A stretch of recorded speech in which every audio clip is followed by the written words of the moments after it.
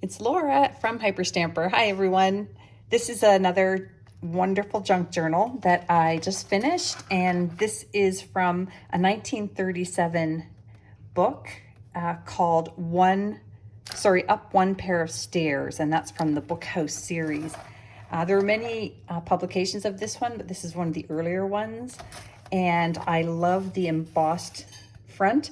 Now somebody pulled the original illustration off the cover, so when I found it, it was very damaged. So what I did is I took one of the plates from the inside of the book and put it on the cover, so it's still part of the book. And it's this beautiful butterfly image, which I'm a big fan of butterflies. I left the original first pages in there, and the little girl's name here, Shelley Aylesworth. And this wonderful children's illustration here, and the first page up there, Up One Pair of Stairs. And then I've made some pockets here where I put some wonderful ephemera. This one is from 1892, Demarest magazine. That's a 1945 dictionary page. This came from a school book with a little poem on it. It was one of those little things that kids used to do where you have to look from page to find the secret message at the end. Little pearl shop receipt tucked into there. A 1955 Theatre World magazine page, and a page from the 1955 Polish embroidery book. One of these wonderful thick children's book pages that over the past 100 years some wonderful child has taken a crayon and colored it. The End of the Race. It's a really sweet one. And then we have another children's book page here from the book, or the story Heidi, and that was from Bookland. And then I've got this wonderful vintage doily here that I adhered to this blank page so that it frames the cover as well. Now over here is just a little tiny booklet I made from some of my scrap antique book pages, and a little piece of vintage doily, some interior spine, and a 1907 Times paper clipping here, and a 1950s postage stamp collector's page. This is from a vintage botanical book.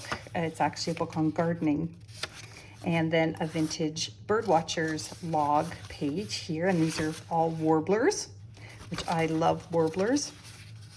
And look at this wonderful bright full page children's book illustration. Help Insight, the little girl waving with a hanky to the little boy up in the tower, and that is so pretty. I made this little sweetheart pocket here, and this is a family photo here, all dressed up and ready to go, and that is from the 50s. And then this is just a little envelope page here, and then over here on this botanical page is this pretty postcard from very close to where I live, and that is from the early 1900s there, 1919. And then this is a page from the French Almanac from Paris, France, and that's from September 1938. All kinds of stuff. And here's the pièce de résistance from that 1930s Monopoly game that I've been using. This is the boardwalk piece. Isn't that great? So that is kind of fun. And this is another book I found in another children's page, which is called Chatterbox, a children's book. And I pulled the butterfly page that sort of keeps it in that theme. This is the Edith Holden vintage book page that has a butterfly on that side, and then beautiful botanicals on the other, and one of these antique watchman guard faces. Sorry, I'm just grabbing something.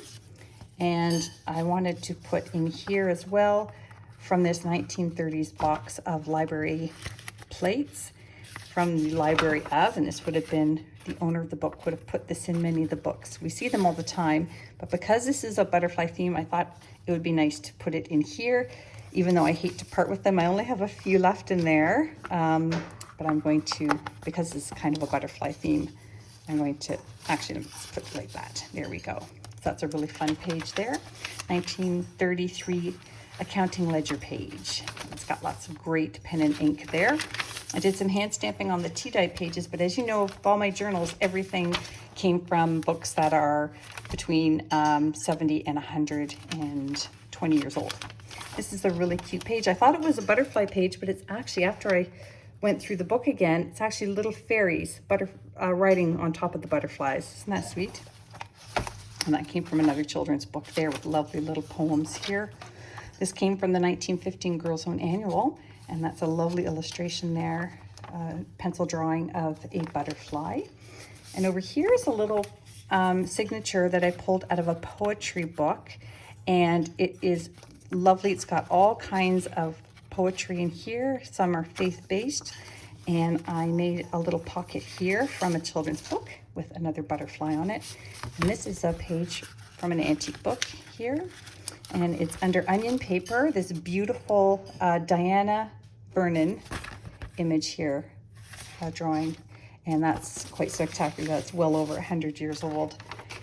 And then here from 1905 is the Emerald Isle, and that is a lovely poem there called The Shamrock.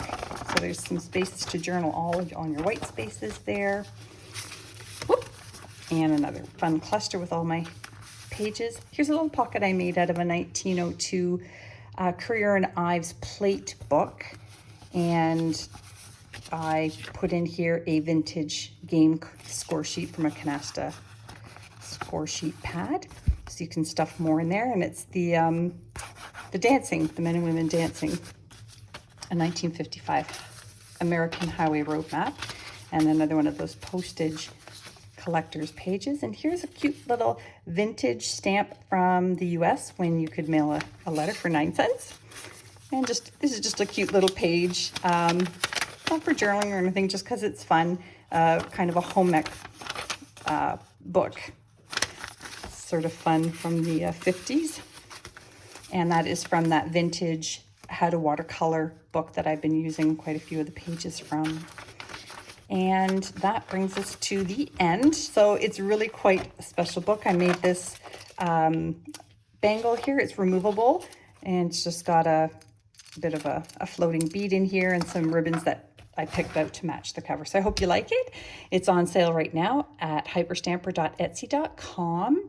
And don't forget to subscribe. Thanks for watching.